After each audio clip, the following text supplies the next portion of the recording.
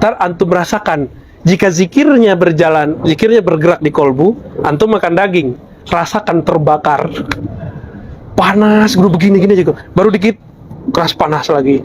Orang kalau dia masih berpikirnya dia alam empirik dan akal, dia akan bilang, sulit. Sampai tua umur 70, antum akan ngomong begitu. Berarti kurang cerdas, switch off-nya ini, pindah-pindahnya. Orang cerdas itu orang yang bisa pindah empirik, akliyah, kolbu, ruh. Dia bisa pindah cepat mungkin. Kalau ini keadaannya saya pakai ini. Kalau ini keadaannya saya pakai ini. Gitu. Itu orang yang ulul albab. Dalam zikrullah pakai kolbu, dalam tafakur menggunakan akal. Ya. Muhammad Rasulullah, Ahadatullah, Ahmad Ruhullah, Muhammad Habibullah, Al-Mahdi Khalifatullah, Al-Fatihah.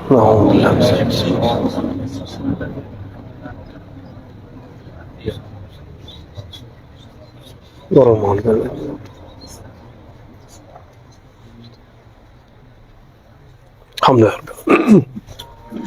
Baik para asatidz, para masyaikh, saya di sini bukan sebagai guru, hanya sharing aja ya, karena antum tentu bisa baca sendiri kitab ini di rumah.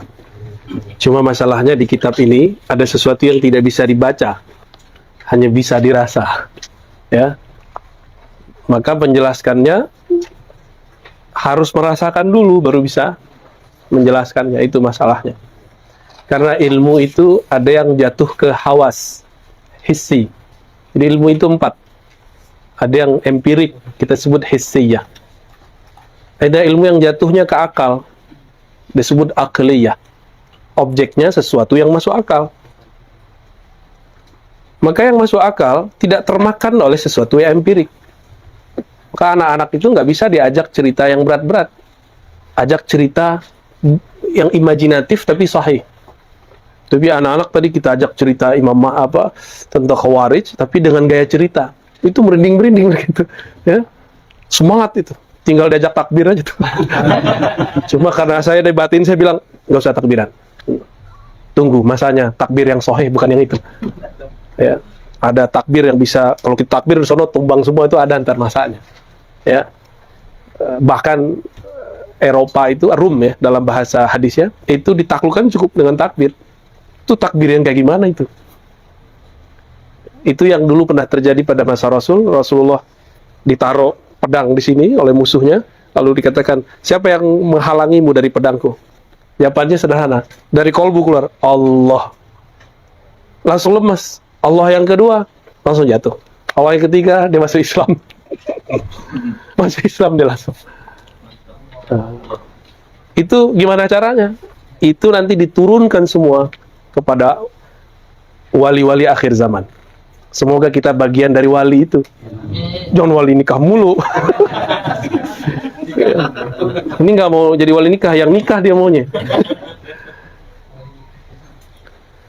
Jadi hadis-hadis begini itu adalah clue, rahasia-rahasia yang Allah titipkan dalam riwayat hadis supaya orang cari tahu ini sebenarnya apa energi yang ada di dalam hadis itu, dalam riwayat itu. Ahli hadis hanya menyampaikan teksnya. Orang-orang yang ahli akidah, ahli akal, menjelaskan metodologis kok bisa terjadinya. Ahli kolbu bercerita tentang rasanya. Ahli ma'rifat, beda loh ahli kolbu ma'rifat. Ahli ma'rifat bercerita tentang sumbernya. Maka nanti kitab ini, dia mainnya cuma di 3-4. Kolburuh. Tapi dihantarkan dari zahir, zikir zahir, mulai akal, mengikuti makna, sampai kolbu. Ini kan aneh, ustadz tapi sholat nggak khusyuk. Berhenti jadi ustadz. Serius. Antum ustadz tapi sholat, minimal ada rasa getaran di kolbu ketika takbir. Sehingga kita tuh merasa kecil. Ini ustadz waktu takbir masih merasa alim. Batal antum ustadznya itu. Ya, batal kealiman kita. Harus diserahkan dulu kealiman itu kepada yang maha alim. baru alim antum diangkat. Jadi kalau kita menyerahkan, ya Allah, aku serahkan semuanya, itu Allah ambil, diangkat dengan kebesarannya. Nah, getaran-getaran yang antum rasakan itu nanti lagi kajian apa ya, itu kadang dicobain sendiri di rumah nggak bisa, berarti masih butuh bimbingan. Maka ada orang yang sudah master di bidang akal, sudah master di bidang hawas hissiyah, tapi dia belum master di bidang kolbu. Master dia bisa sendiri, dia tanpa bimbing guru dia sudah bisa mengkondisikan kolbunya. Ya, standar mursyid itu begitu sebenarnya. Mursyid ya, mursyid kita sebut juga murabbi ruh. Saya belum sepakat tuh istilah itu. Ya murabbi kolbi dulu lah. Ya, murabbi kolb, murabbil kulub. Murabbi ruh itu berat, ya. Karena di bab ruh itu udah pasti kenal Allah, pasti ketemu Allah. Maka murabbi ruh itu hanya orang-orang yang pernah Allah izinkan bertemu dengannya. Nah, ini sudah mulai ujung kitab sebenarnya. Biar nanti pas masuk nggak kaget. Ya, pas masuk udah nggak kaget. Jadi orang-orang yang selama ini kita sebut murabbi ruh, belum tentu dia murabbi ruh. Mungkin dia baru murabbil akal.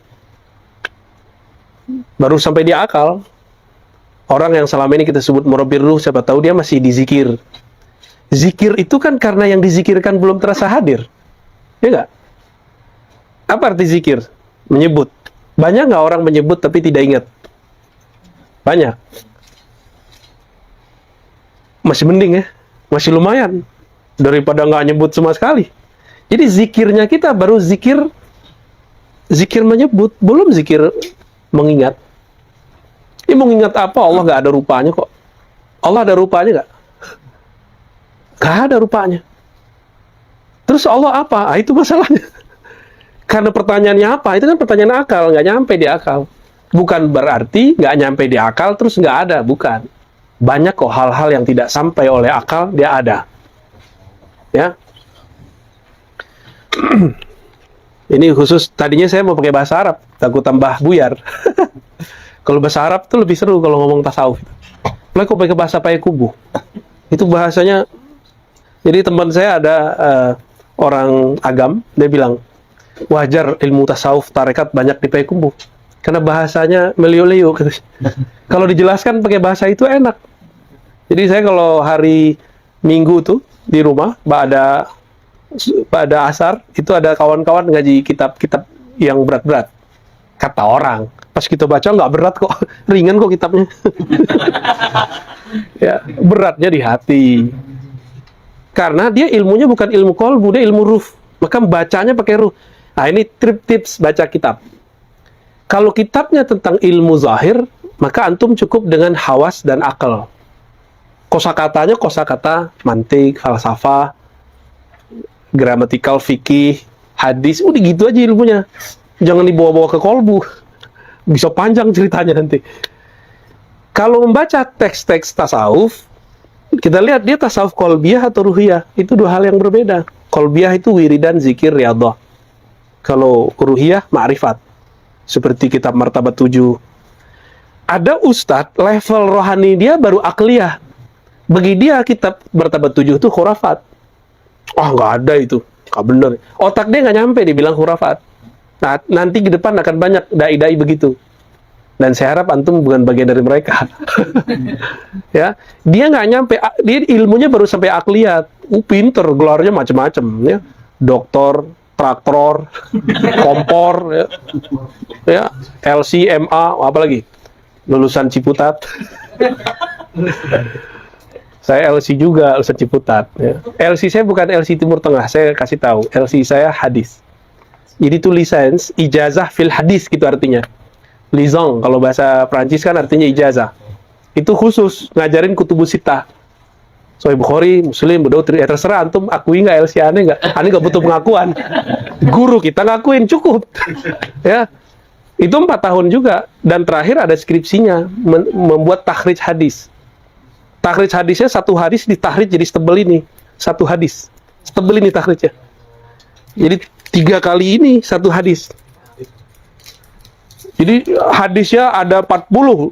Kita buang-buang dulu mana riwayat-riwayat yang bercabang nggak penting. Nanti kita petakan mana yang riwayat yang usul, yang ummahat. Nanti baru kita lihat yang cabang nih ikut yang ini, ya ini penting nggak usah.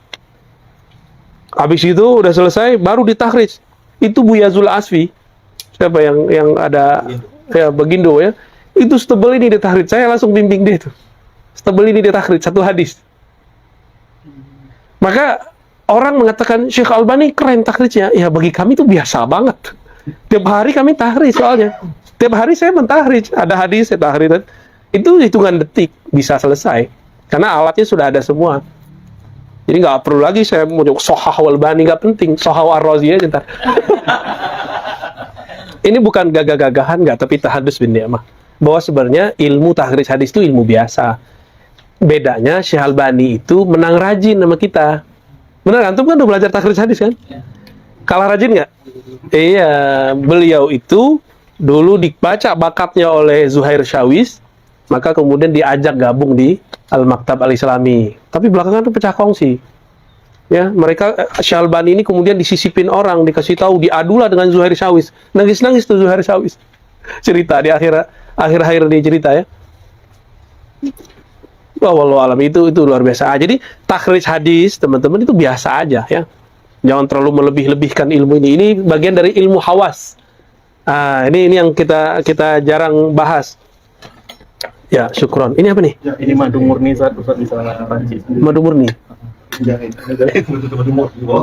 Wah, itu marah itu.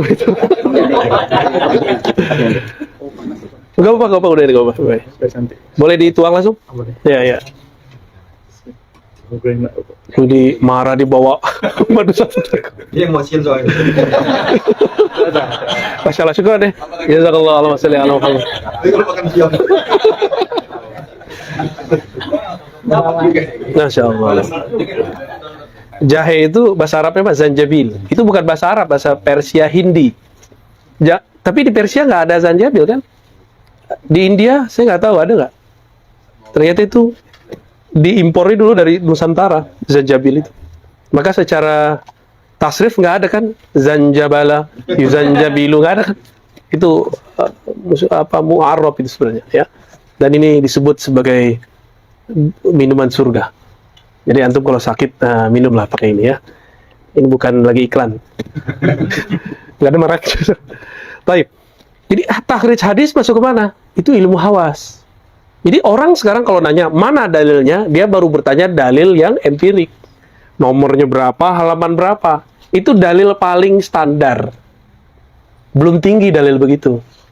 Kalau orang yang sudah berakal, dia tanya, mana dalilnya? Itu maksudnya, masuk akal nggak? Burhannya, buktinya mana? Mereka nggak mau bagi kelompok yang tekstualis ini, dalil yang paling bawah ini dianggap paling tinggi. Tapi mereka memahaminya secara empirik. Istawa ya sudah, duduk gitu. Nuzul, ya udah duduk, nuzul dari atas ke bawah. Memang begitu. Tapi karena mereka menggunakan empirik, ya sudah sampai di situ. Nah, kalau orang berakal baca ayat laisa kamislihi syai', maka akal langsung menangkap Allah bagaimanapun ibaratnya di Quran itu bukan yang terbayang oleh akal. Berarti istiwanya bukan istiwanya jisim, bukan istiwanya benda. Ini contoh. Tapi nyampe nggak akal bagaimana istiwanya Allah? Nggak nyampe. Maka istiwa itu mohon maaf teman-teman ahli akidah, ahli kalam yang suka berjidal. Istiwa itu babnya sudah bab ruhiyah. Dalilnya mana? Dalilnya surat Thaha ayat 5. Ar-Rahman 'alal 'arsy istawa. Allah kemudian menggunakan kata Rahman. Satu-satunya ayat istawa yang menggunakan nama selain dia. Selebihnya kan huwa yang ditakdirkan, yang dihilangkan, yang disembunyikan. Tapi giliran surat Thaha Ar-Rahman. Rahman itu artinya apa? Kasih sayang. Kasih sayang itu adanya di mana? Di ruh. Rahman itu asal katanya ruh itu. Itu asal katanya rauhah, rah. Ya. Kalau dalam ilmu ma'rifat ya. Apa makna ayat itu, Ustaz Aldof? La taqnatu min rauhillah. Apa arti rauhillah? Jangan putus asa. Rauh. Berarti rauh, ruh. Dia juga.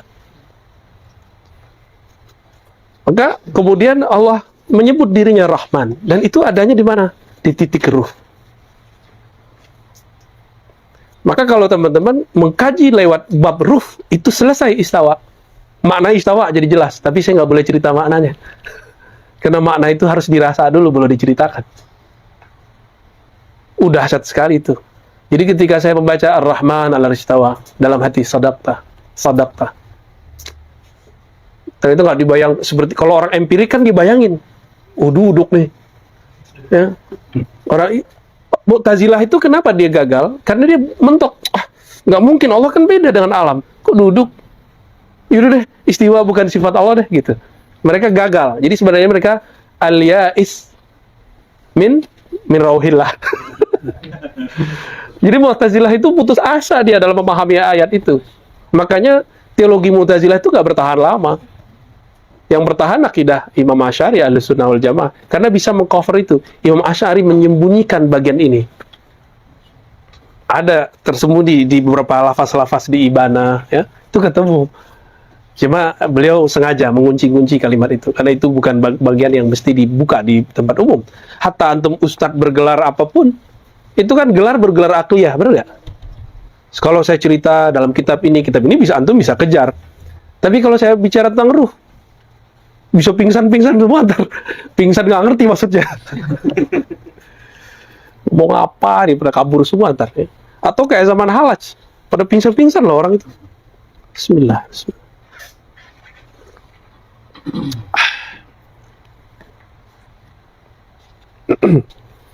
Nah, kitab ini membacanya, ini pengantar, namanya epistemologi, Madarikul Ulum, epistemologi, teknik menikmati kitab apa aja.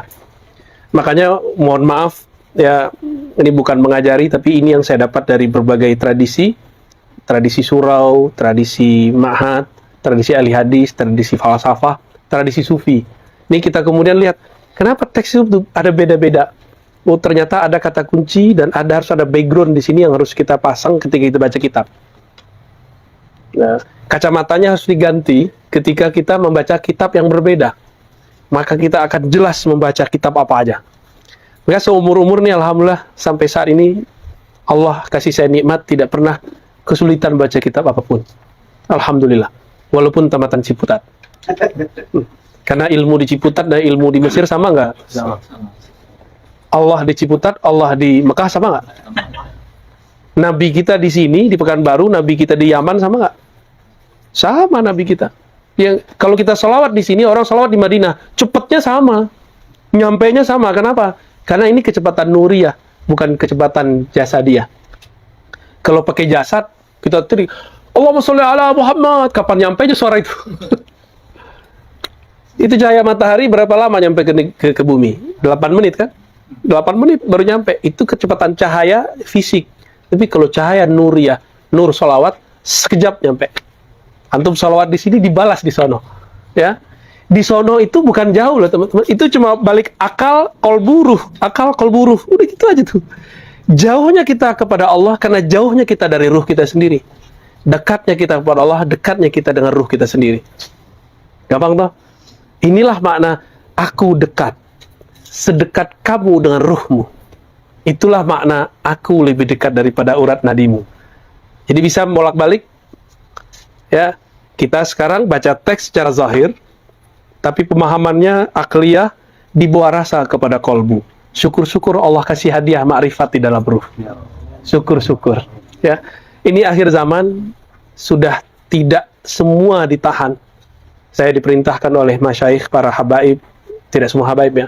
Ada habaib yang anti juga sama penjelasan saya. Kok kayak gitu-gitu ente buka? Ya, saya bilang saya punya guru habib lain yang nyuruh ini dibuka, tapi pada tempatnya. Ya. Lalu untuk menjaga kestabilan saya, maka saya minta ampun kepada Allah, berserah diri, terus pakai media kitab. Jadi kitab ini pengganti rokok. Kalau Habib di Jawa kan ngerokok dia. Itu kalau dia mau nangis supaya nggak ngerokok, supaya dia nggak nangis, dia ngerokok. Ada beberapa kalam, kalau dikalamkan bikin kita berteriak, Allah agak kuat. Ya. Itu gimana cara nawarnya? Mereka menawarnya pakai rokok.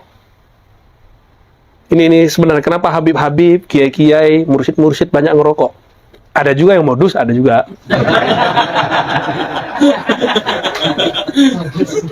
Alhamdulillah Allah beri rasa itu, tapi juga sama Allah tidak membuat saya harus merokok. Ya. Jadi ketika rasa itu datang, saya cukup baca kitab. Buka kitab langsung, jadi dari mabuk ruh itu langsung pindah dia ke empirik. Gitu. Paling-paling di mata aja yang berkaca-kaca, sama ini merinding-merinding gitu. Itu kalau diteruskan bisa gawat ya. Ada yang mabuk-mabuk, makanya Rumi itu langsung menari.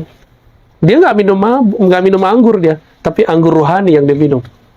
Mabuklah dia kepada Allah, berkalam dia kalam-kalam yang indah. Dicatat kan Masnawi namanya. Ya, ini lagi begitu tuh. Ya, sekarang tinggal seninya, hanya beberapa aliran tarekat yang masih asli gerakan tarinya itu. Ya. Saya tidak mengajarkan itu, tapi kita mengerti metodologisnya, kenapa muncul seperti itu ya. Dan saya tidak menganjurkan antum untuk menari begitu ya. Tari piring. Dulu kita di negeri kita ada tari saman. Saman apa tuh namanya? Aceh. Itu tarekat saman maksudnya. Ada tari Ripai apa Irpai gitu. Rapai. Itu Imam Ahmad Rifai. Dulu itu jalan zikir, jadi jalan zikir itu dalam tradisi ahli zikir, karena orang-orang ini pada nggak bisa zikir diam, ajak gerak. Karena di alam itu, di tubuh kita ini ada titik-titik rohani, titik-titik nafsiyah, itu bisa disentuh. Di sini, makanya, mohon maaf ya, suami istri yang sudah menikah nih, paham, istri itu berubah-ubah loh, titik sentuhan halusnya. Ya nggak? Bener ya? Kadang di tengkuk, kadang di bibir, sama. Ruh kita, nafs jiwa kita ini bisa disentuh bagian tertentu. Makanya coba lihat kalau orang saman ada begini-gini kan, ada yang keluar, karena nur itu kadang mancar keluar, diambil, gitu. Ya. Itu bukan gini-gini doang, nggak jelas, tak ada hikmahnya. Cuma sayang, orang yang melakukan tari itu sekarang tidak mengerti lagi maksudnya. Akhirnya jadi tari aja. Tapi bedakan, itu bukanlah tarekat tasawuf, itu seni bertasawuf. Seninya. Ya, hanya seni yang muncul dari zikrullah. Taib. Kapan baca kitabnya kan? Tapi antum kalau paham ini, itu sudah paham seperempat kitab ini. Karena itu metodologis baca kitab. Ya. Guru kita banyak yang diajarkan itu metodologi. Supaya kitab apa aja bisa dibaca. Nah, itu yang diajarkan oleh masyaikh. Saya nggak tahu, Syekh Al-Jumah juga gitu ya. Begitu, beliau sudah Muqaddimah, ntar diajarin cara bacanya, inti-intinya, kronologisnya, kenapa kitab ini ditulis, menjawab persoalan apa. Udah tinggal orang baca aja semua. Ya. Nanti paling saya juga mirip-mirip begitu, nanti minta tolong ada Mukri ya, Ustaz Al-Naf. Untuk Imam Ibn Athaillah Sekandari, pengarang risalah Tartibus Suluk, Al-Arif Billah, Tajuddin Abil Abbas Sayyidi Ahmad bin Athaillah Sekandari rahmatullah alaihi wa qadasallahu sirrah wa ruhah. Al-Fatihah. Iyyaka na'budu wa iyyaka nasta'in ihdinas ghairil maghdubi 'alaihim waladdallin. Baik, fadhal Ustaz Al-Naf dibantu baca. Bismillahirrahmanirrahim. Qala Syekh al-Imam al-'Arif al-Ghammam Tajuddin Abil Abbas Sayyidi Ahmad bin Athaillah rahimahullah ورضي عنه ونفعنا به بعلومه آمين. يجب أن يكون العبد المريد مجردا عن الدنيا لا يملك مجردا عن الدنيا لا يملك شيئا وأن يكون عالما بما يلزمه من فرائض الحق توحيدا أولا وشرعا ثانيا ثم يكون أبدا على طهارة في نفسه وأثوابه ثم يتأهب لطريق الحق بالسكون لمن سلك طريق الله والاقتداء بهم في سيرهم وللدخول في سلوكهم ويتجرد لله فلا يكون مشغولا بشيء سوى الحق حتى ينفعه الاقتداء ويثبت قدمه على قاعدة العلم. طيب. Al-Arif bin Athaillah Sekandari, saya semenjak umur 10 tahun udah ngaji hikam dengan Abuya Nu'man Bashir. Beliau masih hidup, umur sekarang mungkin sudah 85 kali ya, nggak tahu ya, kira-kira gitulah. Beliau ini dari umur saya 10 tahun itu sering datang ke surau kita mengkaji hikam. Terus ketika saya udah mulai remaja, umur 12, 13, 14, 15 itu saya rutin ngaji di kampung nenek saya. Itu ada Surau Tanjung namanya, di Tanjung Gadang. Kita ngaji hikam. Nah, disitulah interaksi saya dengan beliau. Ibnu Athaillah Sekandari ini wafat 709 Hijriah. Di saat itu Ibnu Taimiyah baru mulai berfatwa. Beliau di Mesir, di Kairo, walaupun Alexandria, tapi hijrah ke Kairo. Ibnu Taimiyah saat itu diadili di Damaskus, kemudian keputusan hakim serahkan ke Hakim Agung di Kairo. Maka dipindahkanlah ke Mesir. Ternyata di masjid itu ada Sidi Al-Imam Al-Arif Billah Ibnu Athaillah Sekandari. Terjalin dialog antara mereka. Dialog ini diterjemahkan oleh muridnya bahwa Ibnu Athaillah ini orang yang keras kepada Ibnu Taimiyah. Tapi kalau kita lihat risalahnya, itu adalah nasihat terhadap Ibnu Taimiyah. Bukan keras, itu karena dia sayang kepada Ibnu Taimiyah. Di situ terlihat bahwa Ibnu Athaillah mengajarkan kalau baca teks jangan hanya kepada kulitnya, masuklah ke dalamnya. Itu kira-kira pesannya kalau diringkas. Tapi kemudian ketika Zahabi, Ibnu Katsir menulis tentang biografi Ibnu Athaillah, apa kata dia? Syadidan ala Syekhul Islam. Ibnu Athaillah ini keras sekali kepada Syekhul Islam. Enggak, dia enggak keras. Justru dia sayang kepada Ibnu Taimiyah. 709 dia wafat. Ibnu Taimiyah masih berlanjut. Keluar penjara, keluar fatwa, masuk penjara lagi. Saya mau tanya, menurut antum, itu ulama yang melaporkan beliau itu waras atau tidak? Itu ulama 4 mazhab loh. Mereka waras nggak ketika melaporkan Ibnu Taimiyah bermasalah? Waras. Nggak yakin ya? Waras nggak? Alim nggak? Antum yakin nggak sih? Yakin? Tapi kalau menurut pengikut Ibnu Taimiyah, mereka nggak waras. Mereka itu pencinta, pencinta dunia, penjilat penguasa. Itu tuduhan berbahaya nggak? Imam Subuki dituduh menjilat ke penguasa. Dituduh kemudian cari perhatian kepada penguasa. Apakah begitu? Enggak. As-Subuki itu murid terbaik Ibnu Athaillah. Maka sanad Thariqat Syaziliyah kita lewat Imam Subuki salah satunya. Ya, kitab ini saya riwayatkan lewat jalur Imam Subuki. Selain saya juga bernaqsyabandiyah, saya juga bersyaziliyah, ya. Karena dengan ngaji hikam itu sudah syaziliyah. Tapi baru syaziliyah ngaji. Kemudian berkembang, ketemu masyayikh yang mengajarkan wirid, hizib, lalu ditalkin, diijazahkan, alhamdulillah. Belakangan ketemu dengan Maulana Syekh Dr. Abdul Rabb An-Nazari. Beliau musnid di Yaman, tapi pindah ke Abu Dhabi, ya. Alhamdulillah kita ya kontak batinnya lama, ada setahunan saya tuh merasa kayak dibimbing terus oleh beliau. Sangat mutawadhi, orang alim tapi masih mau ngobrol sama orang kayak saya yang cuma lulusan Ciputat, ya. Waktu kita ngobrol tentang banyak hal, awalnya banyak santri beliau tuh, mahasiswa beliau banyak yang datang. Kita sampailah di obrolan tentang ilmu ma'rifat yang dipegang oleh Ibnu Arabi. Lagi asik, saya ngeliat ke belakang, udah gak ada orang. Saya berdua aja yang cerita sama beliau. Oh, berarti nggak semua emang orang siap menerima ilmu ma'rifatullah. Udah begitu ngomong pakai bahasa Arab lagi, ribet gitu. Udah ilmu ma'rifat, ngomong pakai bahasa Arab. Di situ saya jatuh cinta kepada beliau dan thariqah beliau. Jadi beliau furu' Syaziliyah, Darqawiyah, Alawiyah. Maka saya menisbatkan diri saya, Syaziliyahnya kepada Darqawiyah, Alawiyah. Alawi itu Mustafa Ahmad Al-Alawi. Ya. Kenapa Darqawi kepada Imam Darqawi? Boleh nggak satu orang banyak thariqat? Ya tergantung. Boleh nggak satu orang banyak mazhab? Boleh nggak? Boleh nggak? Boleh. Ya boleh aja, nggak boleh. Antum sanggup nggak gitu aja? Tinggal bagi-bagi waktunya. Nah, tapi kalau nggak sanggup, satu aja. Ada nggak orang di saat yang sama kuliah 3? Ada, saya orangnya. Ada kawan saya kuliah di saat yang sama 4, tapi gagal semua. Alhamdulillah kita selesai semua, ya. Selesai semua, alhamdulillah. Dan itu prinsip bagi saya kenapa Allah kemudian takdirkan kita ketemu ini untuk ketemu teks-teks yang berat, ketemu ulama-ulama yang bahasannya berat, ya. Kita itu nggak seneng ngobrol, kecuali orang kalau kita ngobrol dia nyambung, bener nggak? Nah, dan saya ngerasa nyambung sama beliau, beliau pun nyambung sama saya. Jadi ternyata banyak orang ketemu mursyid, itu yang diminta cuma ijazah wiridan.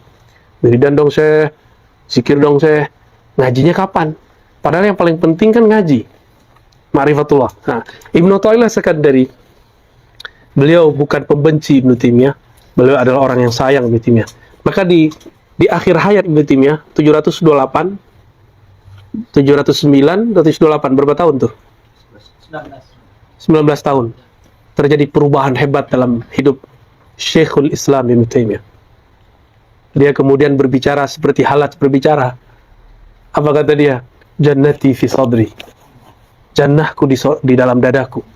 Ini yang ngomong Ibnu Taimiyah loh. Ini kalau antum sodorkan kepada orang-orang yang sekarang ikut Ibnu Taimiyah, bingung nggak mereka tuh? Kalau Halaj ngomongnya lebih vulgar.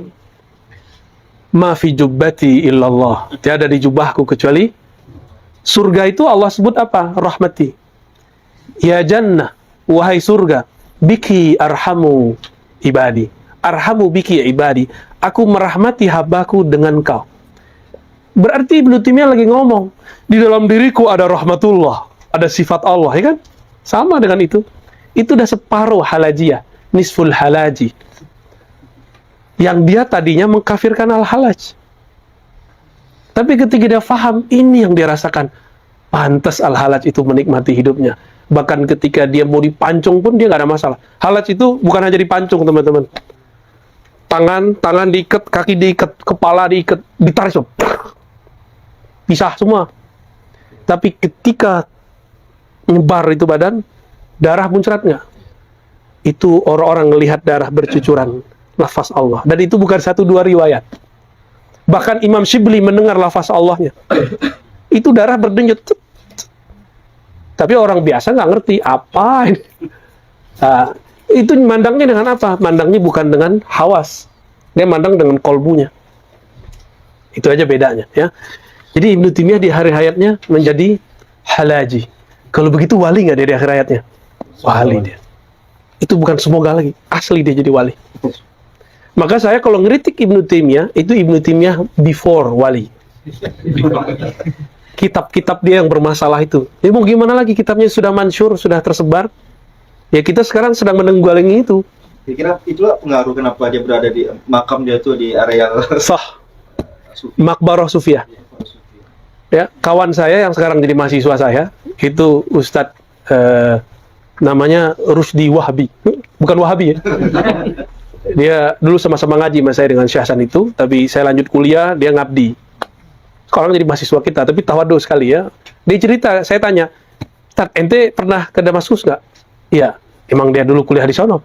Waktu di sana pernah ziarah ke Ibnu Taimiyah kok. Oh iya, itu kuburannya ada di kuburan Makbarah Sufi. Makbarah Sufi. Yang sekarang oleh Thariqah Jawaziyah dianggap zindiq.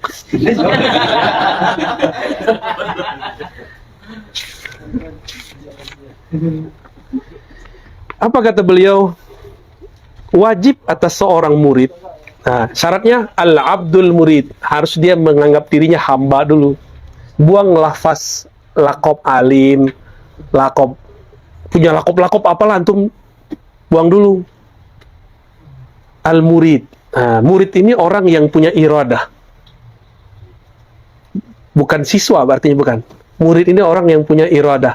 Apa iradahnya? Al-wusul ilallah. Sampai kepada hadirat Allah Subhanahu wa taala. Itu murid. Apa syarat seorang murid? Pertama, mujarridan anid dunya. Dia harus dikosongkan dari dunia. Maka seorang murid tahfiz, dia harus dikosongkan dari dunia anak-anak. Dunia anak-anak nge-game, TikTok, itu dunianya. Dunianya aki-aki, bapak-bapak, istrinya, anak-anaknya, pekerjaannya. Walaupun nggak bisa full setiap hari, minimal dalam 1 hari 1 jam, antum melepaskan diri dari beban anak, beban istri, beban kerjaan, beban dakwah. Bisa nggak? Nggak perlu suluk-suluk 40 hari lagi kalau zaman udah begini. Tapi kalau ada waktu, apa salahnya kita coba, ya nggak? 10 hari, 40 hari seperti dulu masyayikh kita coba. Pikir soal Araf ini saya mau ijazahin serius, tapi nggak jadi. Tahu-tahu dia jadi ketua kan? Lah kapan dia beramalnya? Kita coba pandang-pandang dari jauh, ini nggak ada koneksi nih. Teman-teman, al-arwah junudun mujannadah. Roh itu walaupun berjarak dia bisa merasakan orang ini lagi kirim Fatihah, lagi sholawat. Itu bisa dirasakan walaupun bukan mata ini yang memandang. Bisa dirasakan. Tiba-tiba wajahnya muncul aja. Tiba-tiba kita kepikirannya. Waalaikumsalam. Fadal. Ya. Jadi dunianya anak-anak apa? Game. Main-main. Jalan-jalan, kejar-kejaran. Dunia bapak-bapak kawin. Bener. Dunianya ustadz baca kitab, ngampus, jamaah, jadwal. Jadi antum ketika mau suluk, setahun bisa nggak 10 hari menyediakan waktu untuk suluk? Tinggalkan semua kesibukan itu. Kita udah menyinari orang nih kayak lilin. Kapan kita kemudian menambah energi? Mengganti status tubuh ini dari lilin menjadi energi yang bisa diisi, dicas kapanpun. Makanya coba aja lihat, antum nanti bisa kehabisan energi, kehabisan referensi. Alhamdulillah dengan izin Allah, saya ceramah nggak pernah persiapan sekarang. Alhamdulillah, itu bukan sosokan, itu anugerah, Ustaz. Maka dengan nikmat Rabbku, fahadis, ceritakan. Kenapa? Ini buah dulu. 4 tahun saya nggak kemana-mana, S1. S1 baca 12 jam setiap hari. Bisa-bisa lebih. Kalau nggak ke kampus, saya itu cuma di pesantren mahasiswa, keluar-keluar cuma jam makan. Jam makan, keluar. Begitu aja. Adalah 3,5 tahun begitu. Bapak saya bilang, kamu cari kerja dong. Itu teman-temanmu jadi merbot tuh katanya. Jadi guru ngaji itu. Saya kemudian ngomong baik-baik, Pak, izinkan saya dapat beasiswa full dari Pak Lurah. Bapak saya Pak Lurah. 4 tahun aja. Habis itu saya nggak minta-minta lagi deh. Kenapa kamu begitu? Teman saya ada yang kuliah 3, 1 pun nggak jadi. Kenapa? Dia pun ada yang keempat sembari kuliah. Ada yang kuliah sembari menikah. Dapat gelar tapi ilmu nggak dapat. Banyak kejadian. Nah, lalu gimana caranya? Saya minta tajrid. Nah, ini yang disebut tajrid. Alhamdulillah beliau izinkan. Maka mohon doa untuk ayahanda saya, ibu saya. Ibu saya sudah wafat, ayahanda saya masih hidup. Al-Fatihah. Bismillahirrahmanirrahim. Ya, amin. Habis itu apa yang saya lakukan? Saya suluk lagi. Dulu waktu kecil saya suluk umur 13, 14. S2 saya suluk lagi. S3 itu sudah diizinkan talqin, tapi muqayyad. Kalau diizinkan saya talqin. Malah mengalihkan kaji istilahnya. Dari makom 1 ke makom 2, ke grup 1, ke 2. Setiap kali pulang, malah malam-malam habis tawajuh saya diminta buka kajian hikam. Dari masih S1 itu, alhamdulillah. Ada yang nggak percaya, orang belum tamat Ciputat baca kitab hikam.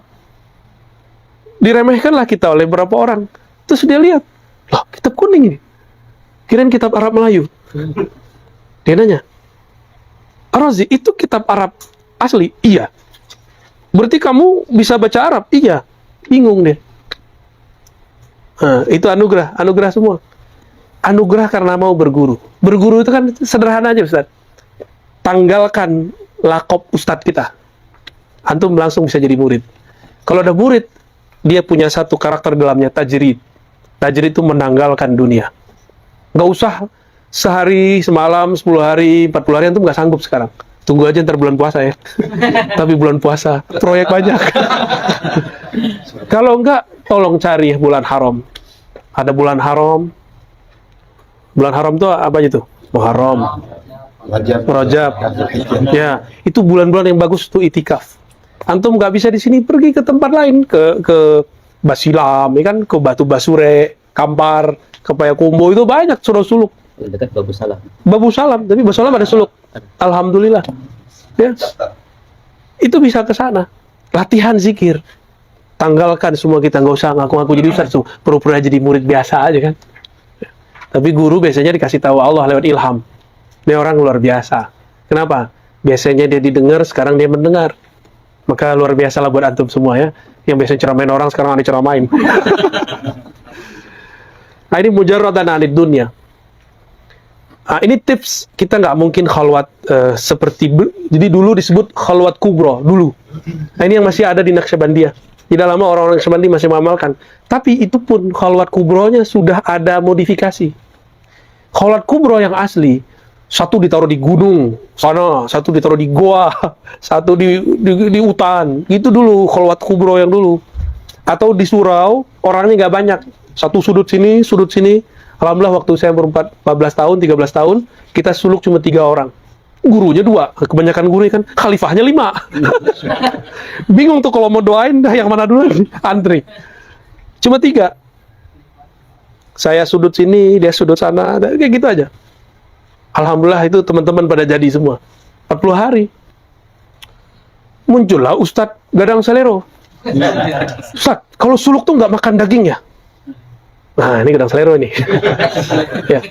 Emang masalahnya apa nggak makan daging? Dokter juga biasa, food combining ada, nggak makan daging, kenapa antum nggak masalahin? Giliran kita, food combining lagi zikir, nggak boleh. Sebelum ada food combining yang itu, sudah ada food combining versi khalwat, versi suluk. Kenapa itu nggak dimasalahin, ini dimasalahin? Ada nggak mursyidnya, kan ada Tuan Khalifah Yunan nih, ada nggak mursyid Tuan yang mengharamkan makan daging? Enggak, cuma menganjurkan tidak makan, ya kan? Hanya anjuran aja. Kalau mau makan, makannya cobain sendiri. Ntar antum merasakan, jika zikirnya berjalan, zikirnya bergerak di kolbu, antum makan daging, rasakan terbakar. Panas, gue begini-gini juga. Baru dikit, ras panas lagi. Itu teman saya sendiri, dia di samping saya kan. Jadi dia iseng, istrinya iseng sebenarnya. Ngasih masako yang rasa sapi. Kan dari sum-sumnya sapi kan ditabur ke bukan ke sayur apa nangka rasanya kan rasa sapi tuh enak. Baru dia zikir, wah kok kebakar nih badan. Itu baru bumbu. Gimana makan daging itu? Ya, kalau telur masih bisa, telur tuh masih bisa sebenarnya, tapi kalau daging gawat. Orang-orang yang ahli zikir bisa merasakan itu. Jadi sebelum ada food combining, dulu kita sudah terapkan. Makanya saya sekarang makan tuh nggak mesti makan nasi, nggak mesti makan apa aja bisa, yang penting halal. Karena latihannya sudah begitu digembleng dari dulu. Antum bisa nggak 2 hari 2 malam nggak tidur? Karena nggak pernah digembleng kan? Ustaz zolim apaan? Hadis di Sahih Bukhari Muslim, Nabi pernah ngajar 2 hari 2 malam nggak tidur. Bahkan buang air pun kita nggak disebutkan di hadisnya. Kapan beliau ulang wudunya, nggak ada di hadisnya. Itu Nabi cerita tentang akhir zaman, ma'rifat akhir zaman. Dan ma'rifat zaman itu bagian dari ilmu kewalian yang sekarang muncul, tapi banyak palsu-palsunya ya, banyak yang palsunya sekarang muncul. Makanya banyak kan ajakan-ajakan rumah akhir zaman. Antum nggak buat program itu kan? Ya, Rumah tanpa zaman. Rumah akhirat. La yamliku syai'an. Nah, ditanggalkan. Imam Sya'rani waktu datang ke Ali Al-Khawas, itu guru dia yang paling bisa merubah dia. Jadi dia banyak mursyid, tapi mursyid yang ini kamil mukamil. Kata Ali Al-Khawas, hijabmu itu alimmu, karyamu, popularitasmu. Kaget deh. Terus gimana? Bakar.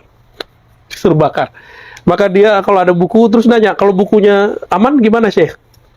Jual, sedekain. Kebayang nggak? Buku kitab-kitab dulu, papirus mahal. 1 kitab bisa beli rumah.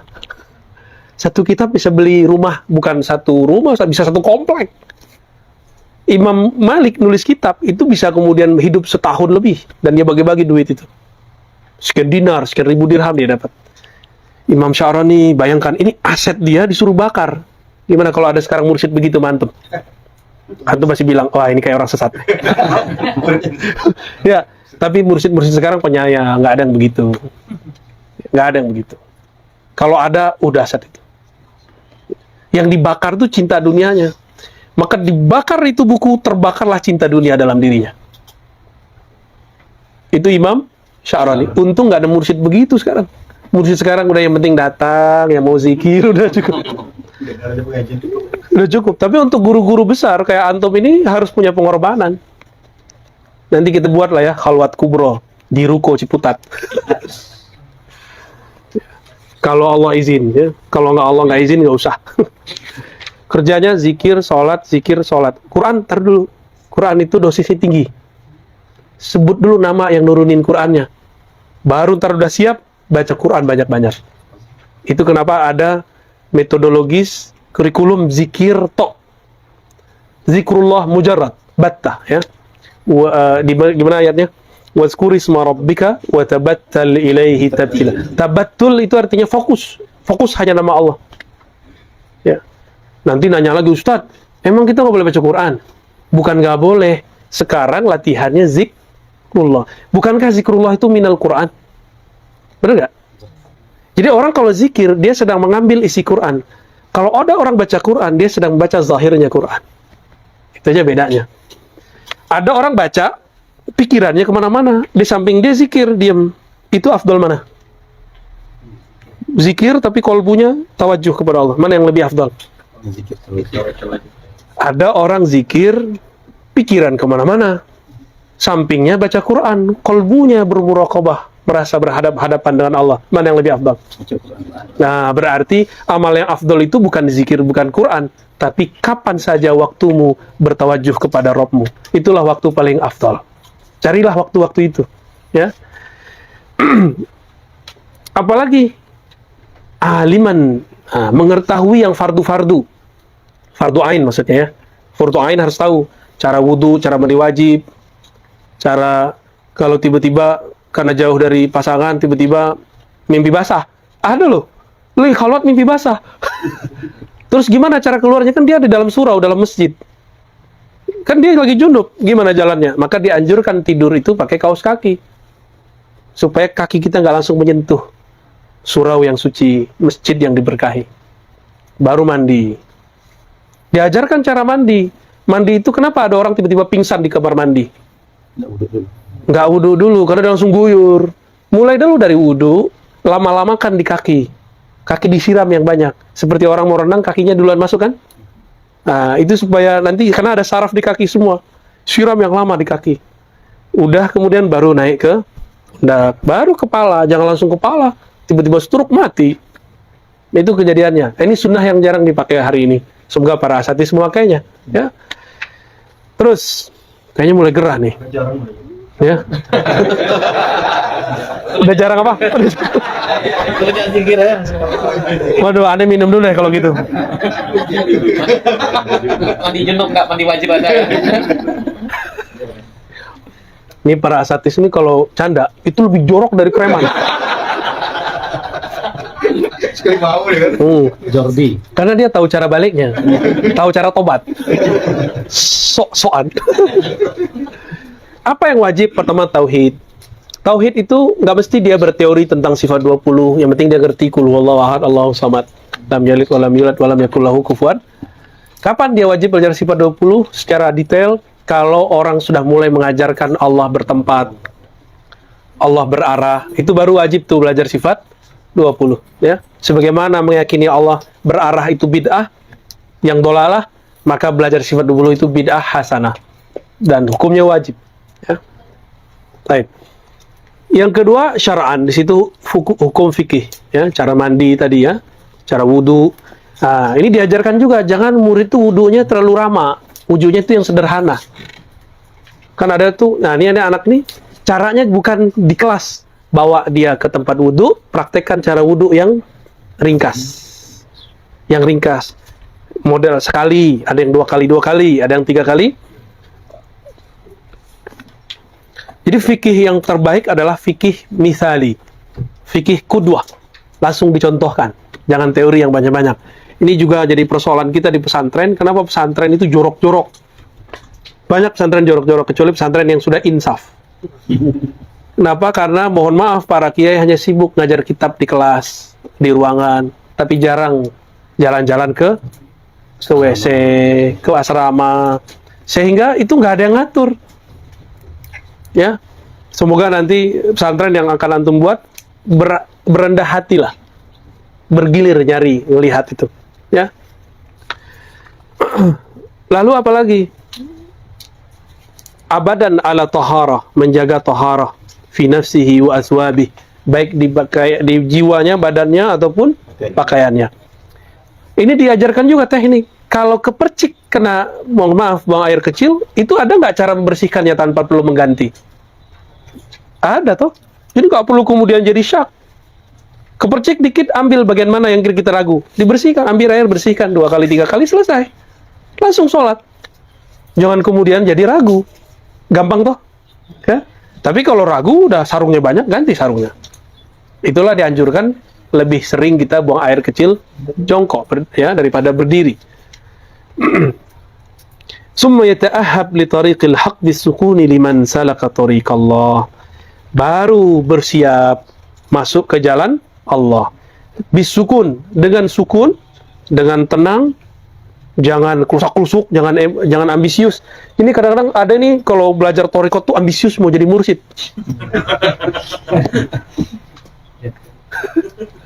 Kita dikasih ijazah pas sudah lupa mau jadi mursyid. Dulu niat juga. Wah, kayaknya bisa jadi mursyid nih. Udah bisa baca kitab, godaannya begitu. Di saat kita udah asik zikir, udah lupa dengan ingin gelar ini, ingin gelar itu, malah dikasih ijazah. Nah, itu ijazahnya lengkap, tarbiyah iya, suluk iya, silsilah ijazahnya ada. Ya, alhamdulillah. Ya, fadhil.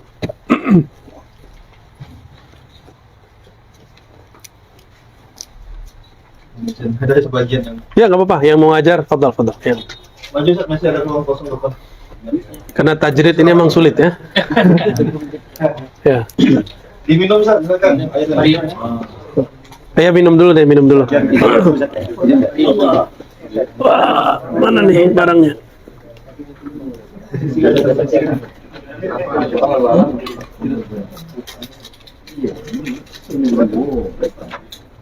Imam, maju, Mam. Maju sini, Bang. Masya Allah, Ustaz Ahmad. Masya Allah, Masya Allah.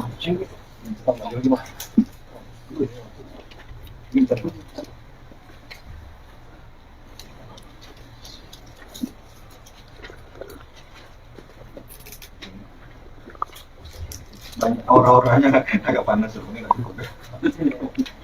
Ini nggak bisa dibuka. Aja bisa dibuka. Mau izin. Dibuka aja. Ya. Atau pintu itu dibuka juga. Aslinya nggak angkat. Nampak ya? Aura-aura satunya agak hangat. Ada yang makan daging. Wah, bukan daging tadi. Daging yang mana nih? Ya, lanjut lagi. Bismillah. Siap-siap masuk kepada thariqil haq. Wal iktida bihim. Ya. Lalu mengikuti orang-orang yang suluk ya, liman salaka thariqallah, kepada orang yang sudah menempuh jalan. Nah, ini kata kunci bahwa kalau orangnya belum pernah suluk, belum pernah menempuh jalan, terus kita dibawa, kira-kira dibawanya kemana? Ya paling mutar-mutar pakai GPS. GPS salah lah. Ya, GPS salah lah. Jalan buntu. Jadi saya pernah ngajar di suatu tempat, udah hampir 25 tahun, belajar tasawuf, tapi tidak pernah belajar zikir praktis. Jadi teknik terus, belajarnya kitab Ihya Ulumuddin, tapi nggak pernah praktek zikir. Karena zikir itu adalah ruknut thariq. Apa arti ruknut thariq? Rukun. Rukunnya thariqah itu salah satunya. Jadi rukun thariqah itu syaikh, murid. Terus zikir. Nah, zikir ini masuk ke riyadah mujahadah. Az-zikru ma'al mujahadah war riyadah. Ya. Itu ruknut thariq tuh.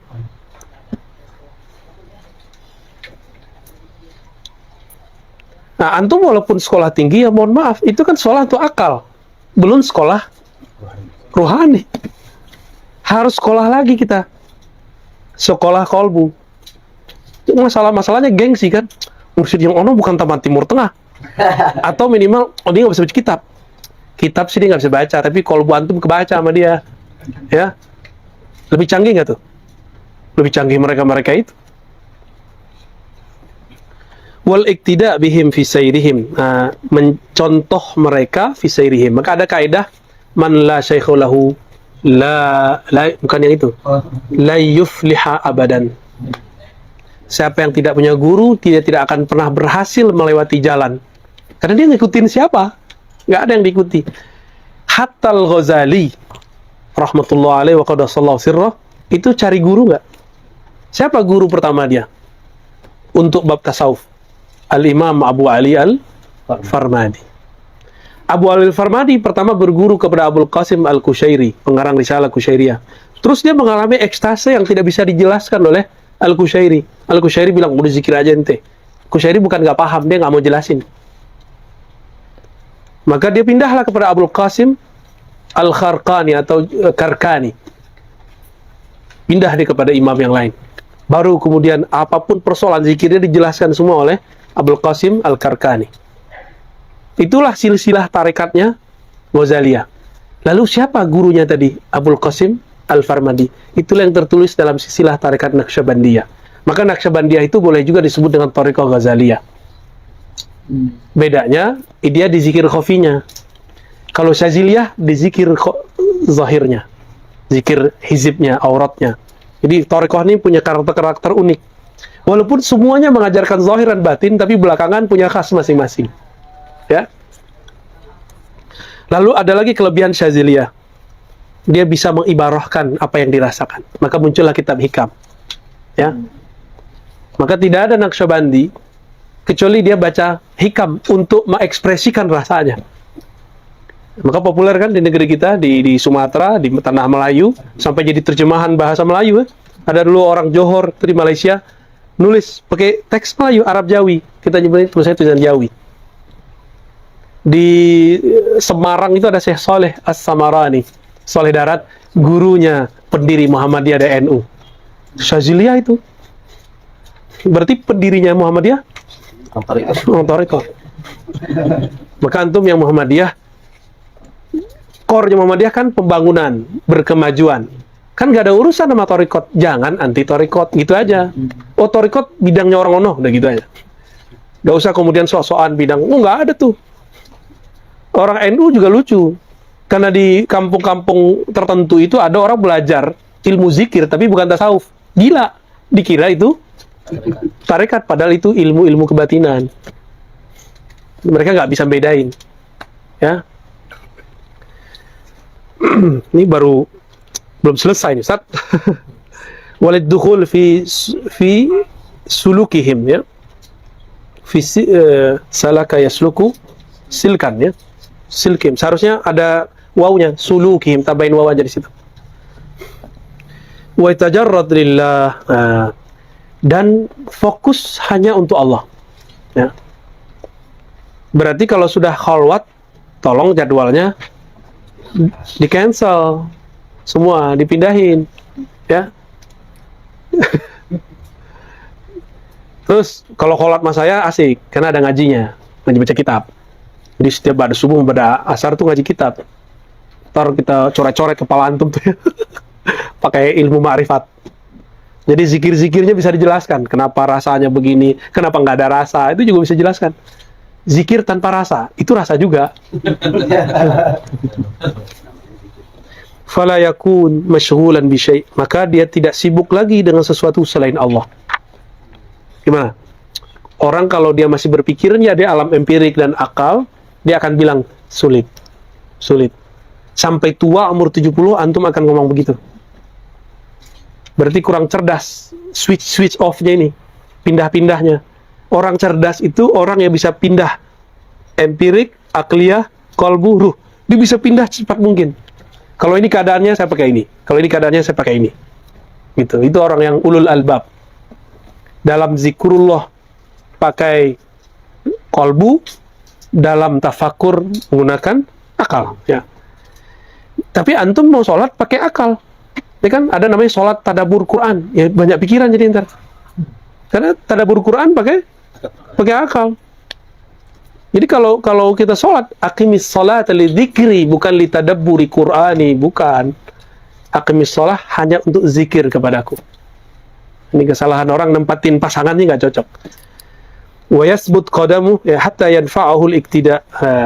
Kapan kita berguru ngikut seseorang bermanfaat kalau pikiran kita nggak ada bercabang. Ini antum di sini nih, tapi pikirannya ngajar, ada jadwal, udah ke sono aja. Daripada di sini nggak ada manfaatnya. Tapi kalau bisa kemudian naruh dengan baik, insya Allah bermanfaat.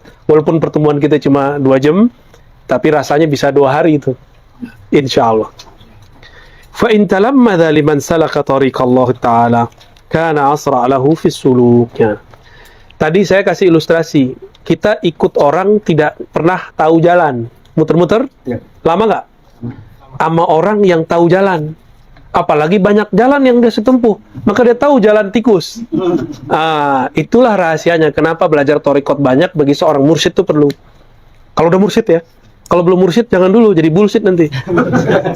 Jadi seorang mursyid, seorang khalifah, dianjurkan dia belajar aksar min tariq. Kenapa? Nanti dia akan dapat manfaat. Thariqah ini kan semua ilmu dari Rasulullah. Nanti dia akan kelu-kelu, oh thariqat ini cara cepatnya di sini. Kita bisa pinjam. Kan ilmunya Rasul boleh dipinjam. Yang penting intinya jangan dirubah. Metodologinya boleh dirubah. Namanya tajdid. Bukankah Imam Khalid itu menghidupkan kembali metodologi khalwat 40 hari yang sebelumnya sudah nggak ada? Dulu nggak ada. Maulana Khalid itu 5 thariqah dia gabung, dia ambil clue-nya, jadilah Naqsyabandiyah Khalidiyah. Ntar di Syaziliyah ada Darqawi, ada Alawi, ada di Qadiriyah itu ada Budsishiyah. Di Indonesia ada Qadiriyah Naqsyabandiyah. Ada clue-clue itu. Di Sumatera Barat itu ada Samaniyah Naqsyabandiyah. Naqsyabandiyah Samaniyah, walaupun diajarkan terpisah, tapi udah kayak nyatu. Kalau nggak bisa zoknya muncul karena Naqsyabandi, kasih Saman. Itu. Ya. Namun kalau zuk rohaninya permanen di sini, nggak penting ganti thariqat tuh. Thariqat apa aja bisa itu. Ya, yang penting kolbunya bisa. Tadi switch yang tadi 4 tadi itu. Baik. Siapa yang berguru kepada orang yang sudah sukses menempuh jalan Allah, kana asra. Ini kaidah. Maka jalannya cepat sampai. Jalan tul. Ya, jalan cepat sampai. Wa izaqtada biman yathiqu bi'ilmih ma'a naqsin fi wara'ih. Kalau berguru kepada orang berilmu tapi waraknya kurang, fa innahu yasil, dia sampai ba'dahin. Tapi ada loading dulu. Lama. Lola. Ya. Wa la yakunu bitilka sur'a wa qasr at-taraqi ila hadratil quds. لأنه لا تعينه همة أستاذه على ذلك فيكون كالولد على فحل السوء والأول كالولد عن فحل جيد نجيب. Jadi ada murid bagus tapi gurunya nggak bagus, disebut istilahnya saya nggak mau terjemah deh ya. An fahli su, anak, aduh jangan diterjemah deh. Jadi gurunya tuh nggak fokus ngurusin dia. Inilah mohon maaf para mursyid kalau ada yang tersinggung lah ya. Kita kalau mimpin itikaf, khalwat, jangan keluar-keluar lagi. Fokus di situ. 10 hari kita pimpin suluk, udah kita di situ aja. Sama nih antum mimpin pesantren. Jangan keluar kalau nggak penting-penting amat. Keluar kota kek, ya. Keluar daerah. Kalau nggak penting-penting amat, keluarlah di hari libur. Keluarlah di hari-hari kita yang di sana juga renggang, kita juga renggang. Kalau nggak, batal nanti. Coba rasain sendiri. Antum nih kiai pesantren. Pesantren aja dulu, bukan mursyid. Kita nggak ada di pesantren, itu langsung lemah spirit pesantren tuh. Lemah, tiba-tiba jatuh. Dan saya udah ngobrol dengan banyak kiai-kiai, baik yang senior ataupun junior, pengalamannya sama. Harus kita ada, Ustaz. Harus ada kita, Buya. Harus ada kita, Syekh. Itu benar. Ibarat ayam lagi ngangkrem, apa istilah kampung kita? Ngerami telur. Ya gitulah ya. Biasanya berapa hari? 21. Tuh, unik nggak? 7 kali 3 loh ya. Maka minimal antum kalau nggak suluk 40, 21. Ya, itu filosofinya di situ tuh. Kalau ayamnya sering keluar, masuk angin nggak? Ini gawat kalau murid masuk angin. Masuk angin main-main. Jadi dia nggak semangat lagi mau zikir. Nggak ada kiai kok, nggak ada syekh, nggak ada guru. Santai, bebas, gitu. Si murid kan baru bermain dengan nafsiyah dia. Nafs itu maunya yang ringan-ringan. Sedangkan kolbu maunya yang berat-berat. Benar nggak? Ini walaupun kita udah habis bakar nih semangatnya tadi, tetap aja besok begitu lagi. Jangankan antum, mursyid disuruh suluk lagi, sama begitu juga. Kalau nggak ada mursyid tua, wah lega deh. Sama kok. Karena di atas mursyid ada mursyid, di atas wali ada wali. Ya. Di atas nabi ada nabi yang lebih tinggi, di atas malaikat ada malaikat yang lebih tinggi. Jadi jangan berhenti di satu pencapaian. Ya. Wala yakunu bidaki. Kalau yang pertama, yang ngurus dia adalah fahlin jayyidin najib. Nah, orang ini nih ajib nih orang, bakal jadi nih anak. Anget gitu. Telurnya pasti menetas. Menetas itu nggak mesti dikasih gelar khalifah atau mursyid. Minimal zikir itu untuk dia hidup. Ada orang kalau dikasih gelar malah dia kemudian sombong, nggak usah dikasih. Ada yang dia seorang pedagang, nggak usah dikasih, cukup untuk hidup dia. Ada yang dia seorang guru, dia berbakat menjadi seorang mursyid, baru dikasih. Dia pejabat, dikasih nggak usah. Walaupun makomnya lebih tinggi daripada seorang guru. Tapi gimana pun tingginya seorang pejabat ini, guru kan pewaris Nabi. Tetap aja ntar kalau dia ngajar tambah tinggi-tinggi. Tinggi sendiri ntar. Baik. Wa yushtarat al-ustad, wa yashtaritul ustad al-murid ay yakhtara al-faqra al-ghina. Walaupun antum ini orang kaya, duit banyak, misalnya, amin. Kalau lagi kita khalwat, jangan sok-sok kaya banyak duit. Jadilah seperti orang miskin. Makannya ala kadarnya. Ketika ada sedikit bersyukur. Nggak ada, nggak ngeluh. Pas ada tukang masaknya ngasih sayur, nggak ada asinnya sama sekali. Itu bagus. Jadi orang khalwat tuh sebaiknya dia nggak konsumsi garam yang banyak. Kan garam tuh bikin capek di ginjal, nanti kita kelelahan, mudah ngantuk. Jadi sebenarnya khalwat itu nggak mudah. Makanya saya sampai sekarang terakhir 2000 berapa kita? 2015 udah nggak buat lagi saya. Dulu kita bawa ke Payakumbuh. Sekarang udah jarang. 2016 terakhir ya, saya 2016. 2016 aneh ke Perancis. Ya, nama Prancis. Ya. Prancis. Ya. Oh berarti sebelum itu kelihatan. Jadi murid tuh suka ngorok. Baru zikir, kirain zikir hu Allah.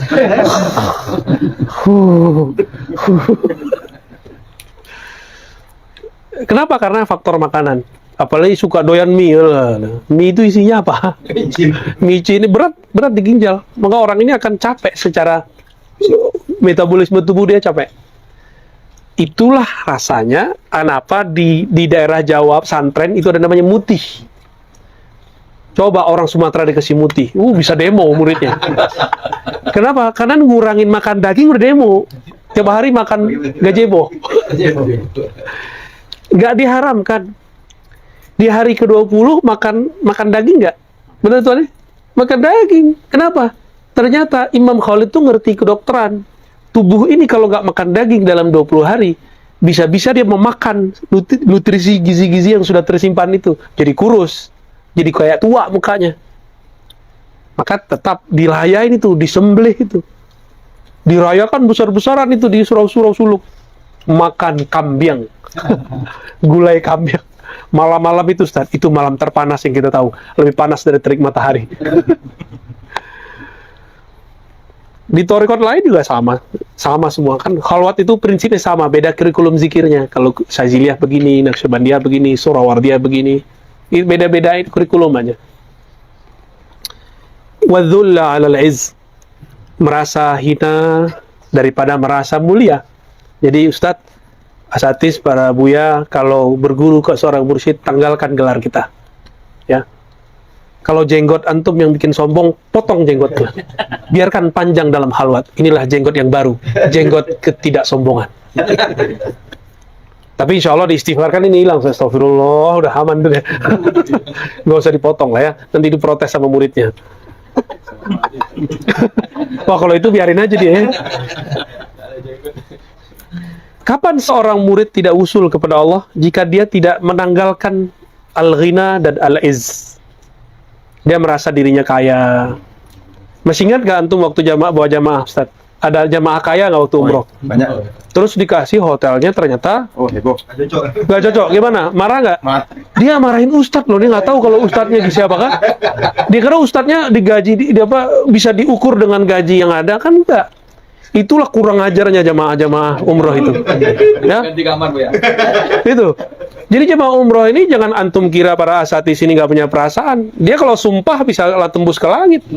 Ya, langitan. Nggak sopan itu, bentak-bentak ustadz ya. Kejadian nggak? Banyak. Kenapa? Dia berangkat tapi nggak bawa prinsip suluk. Jadi kalau mau nanti antum bawa jamaah, tapi kayaknya udah nggak bisa lagi. Ada masalah. Ada. Nggak ada lagi, Ustaz. Susah. Paling sebentar tutup lagi, begitu aja ntar. Nunggu Imam Mahdi datang. Antum itu masih panjang angan-angan nih lihat ya. Masih berharap nanti pandemi berhenti, ya salam Ustaz. Lihat dunia. Lihat alam secara global utuh, secara kulli, jangan juz'i.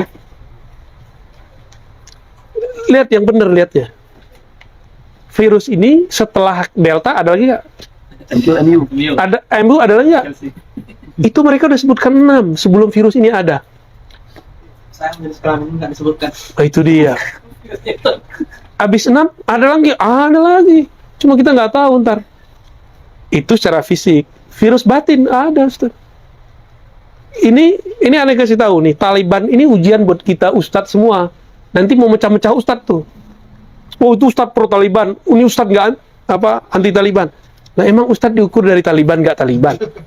Nanti antum akan dipetakan orang tuh. Ini ujian buat kita semua. Jangan dikira Amerika pergi terus nggak ada nilainya.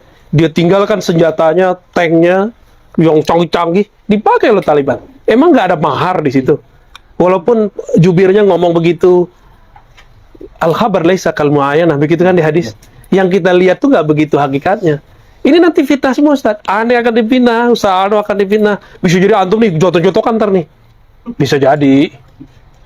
Bisa jadi kita ini pertemuan terakhir, bisa jadi. Habis ini antum benci Ane, bisa jadi. Atau Ane benci antum. Tapi ngapain kita benci-bencian nih kan? Nanti bakal begitu. Jadi peristiwa Taliban ini salah satu virus teologis siasi, ya, aqaidi siasi. Ini aneh kasih tahu dari awal, biar nanti nggak kaget, biar nanti ustadz itu dipecah sama mereka. Nanti jamaah, nah nanti kelihatanlah ustadz yang mendengarkan hasrat jamaah, ikut selera jamaah, nanti dia ikut kemudian sok-sokan bela, sok-sokan ini dan itu. Nanti mereka akan nyerang antum, Ustaz. Syekh Yusri, diapa-apain mereka ntar. Syekh Yusri kan mengerti ceritanya. Ya. Tapi saya berharap para asatis edukasi jamaah. Nggak apa-apalah kita ditinggal jamaah bentar, tapi jangan ditinggalkan Allah Subhanahu wa Ta'ala, ya. Mau ditinggal mana? Allah apa jamaah?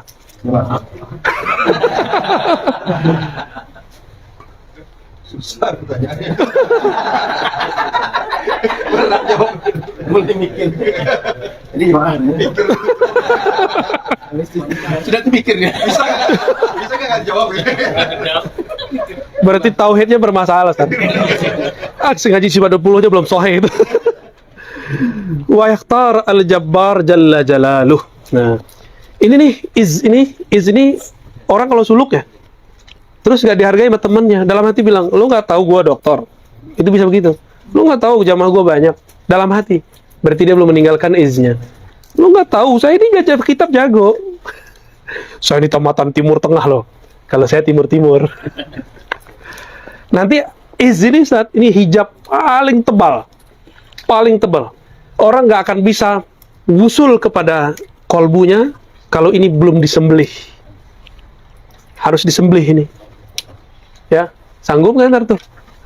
Kalau antum ketemu guru yang pas, nanti sanggup. Insya Allah. Nanti godaannya, antum datang ke surau atau zawiyah nih, imamnya salah-salah. Wah, itu ujian berat lagi tuh. Ya Allah, kemana nih ijazah syatibiyahku? Bisa begitu.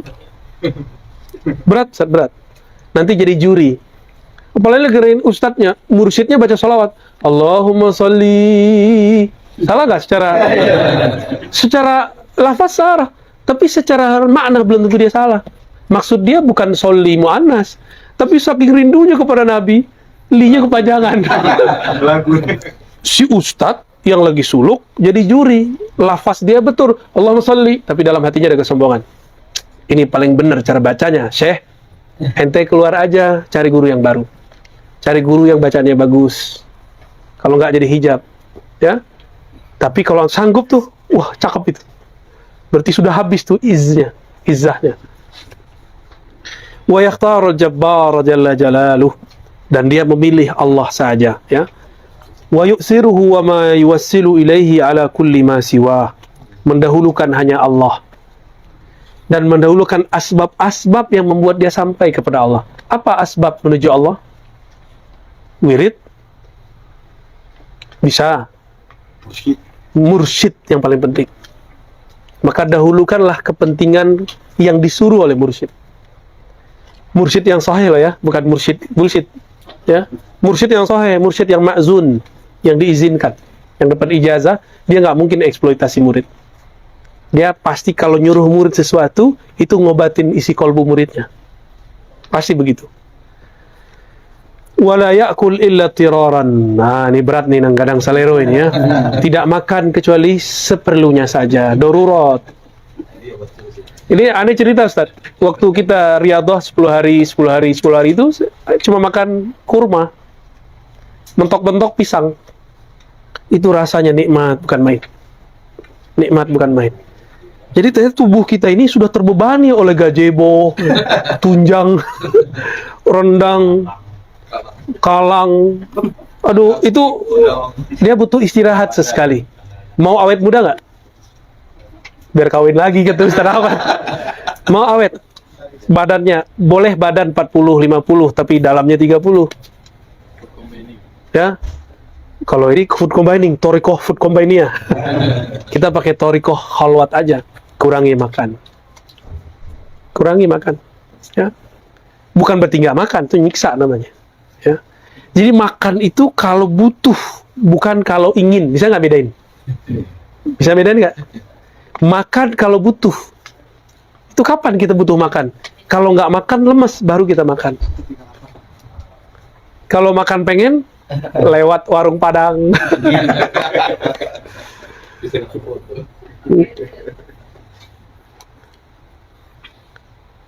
Ini satu ya. Satu, tidak makan kecuali itiror.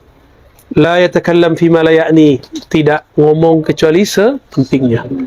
Yang ketiga, wala yu'sir ridha wa in atharahu ba'da ikhwani. Tidak mendahulukan ridha. Ya. Wa in atharahu ba'da ikhwani. Ridha maksudnya kerelaan dirinya.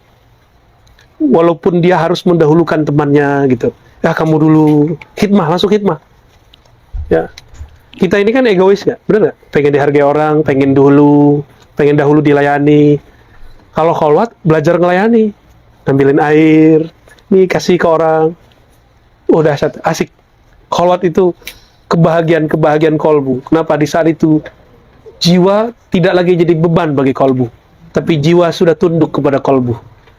Kenapa hidup terasa berat? Karena antum ngikutin kehendak nafs jiwa. Kita sebut syahwat. Syahwat itu beban ke bumi, sedang kolbu itu dia naik ke langit. Kalau kita sanggup ini mengurangi kebutuhan ini, jiwa itu, maka di saat itulah kolbu merdeka.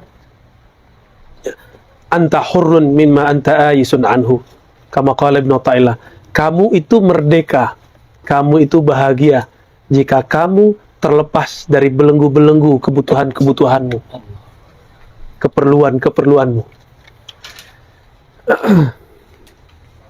Wa ba'da qabulihi li hadhihi syurut yajibu 'ala syekh alla yubkhil 'alaihi. Ini cara begini nih. Ini thariqah yang formal. Yang formal dulu ya. Secara formalitas harus begitu. Berat nggak? Berat ya, tapi antum harus tahu dulu ini modelnya lama ya. Tapi ntar ada model baru, model akhir zaman. Setelah syarat ini dipenuhi, berarti dia sudah siap. Kita sebut prepare, musta'id. Maka wajib atas seorang syekh untuk tidak pelit kikir untuk mengajarinya. Setelah Imam Sya'rani membakar bukunya yang tidak penting, bahkan yang dia menulis dengan nafsu, lalu menjual yang perlu dijual, gurunya kemudian memberikan semua ilmu, bahkan ilmu ini tidak diberikan kepada murid yang lain. Ada murid sudah puluhan tahun bersama beliau, tapi selalu memikirkan, masa guruku wali? Gitu. Dia nggak percaya kalau dia gurunya wali. Yang terlihat oleh muridnya, gurunya ini nggak bisa tulis baca. Padahal yang kemudian menjadi isi buku Ma'rifatullahnya Sya'rani, semuanya kalam-kalam Al-Khawas yang dijelaskan. Hebatan mana tuh? Sya'rani, ulama Azhar. Al-Khawas bukan ulama Azhar, cuma ulama Zawiyah. Tapi dia mendownload ilmunya bukan dari kitab tertulis. Dia mendownload ilmunya langsung dari kitab Jabarut. Apa yang dia kalamkan, Sya'rani bingung. Loh kok sesuai dengan kitab ini ya? Kok sesuai dengan kitab itu? Bahkan lebih canggih lagi. Jadi Sya'rani bingung, hayrah setiap saat. Kenapa gurunya ini tidak pernah sekolah, tapi ilmunya melebihi syekh-syekh yang ada di Al-Azhar. Itu Imam Sya'rani itu. Ya. Wala yata'adda bihi idza alima minhu sidq. Syaratnya murid ini harus siddiq. Apa itu siddiq? Zahir batinnya sejalan. Zahir batin. Nah, beda orang, beda siddiq. Ada murid dia pedagang, siddiqnya ya tergantung waktu luang dia berdagang. Jangan dihukumi dia seperti santri.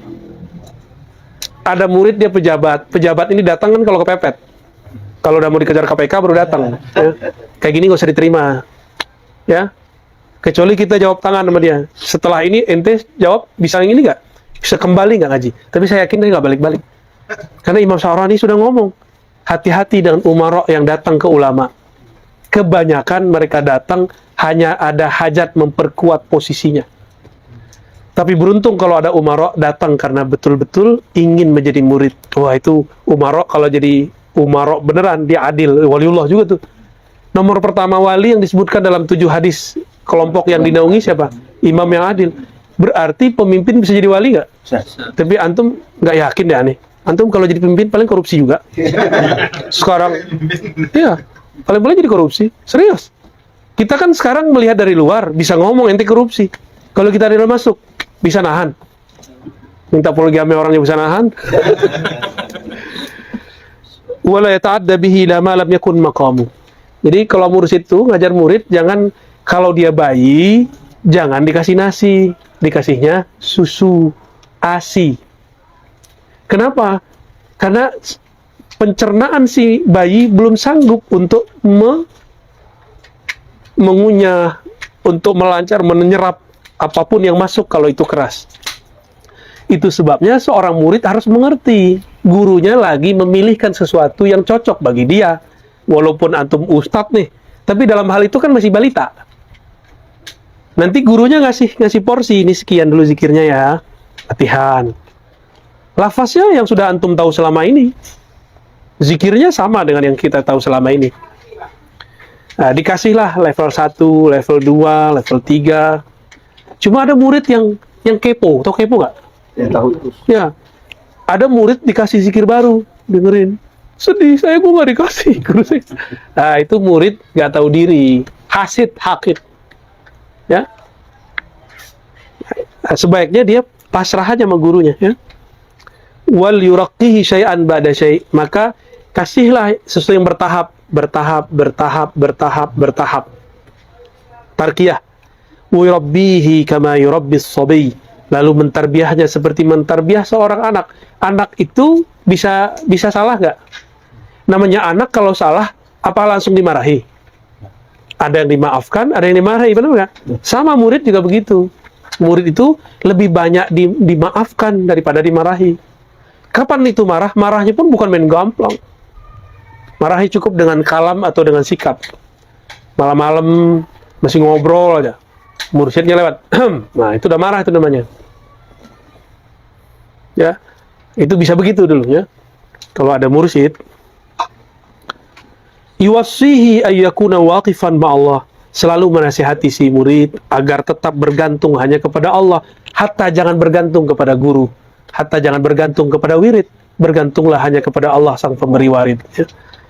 Wa ayyara minhu jami'a ahwalih. Bahwasannya semua ahwal bukan dari guru tapi dari Allah. Wa ayyara taufik minhu, bahwa bimbingan hidayah hanya dari Allah. Summa la yaluzu bi syai'in minadz dzikri ghaira la ilaha illallah. Lalu tidak mengambil zikir macam-macam dulu untuk itu latihan, kecuali satu zikir la ilaha illallah. Nah, nanti ada beberapa teknik Allah Allah. Nah, ini tergantung, ini kebetulan di teksnya dipilihkan la ilaha. Nah, ini khas Syaziliyah, Qadiriyah, Khalwatiyah itu khas di situ. Kalau Naqsyabandi Allah Allah. Nah, ini perbedaan teknik, tapi prinsipnya sama. Jadi zikir itu yang penting tekun.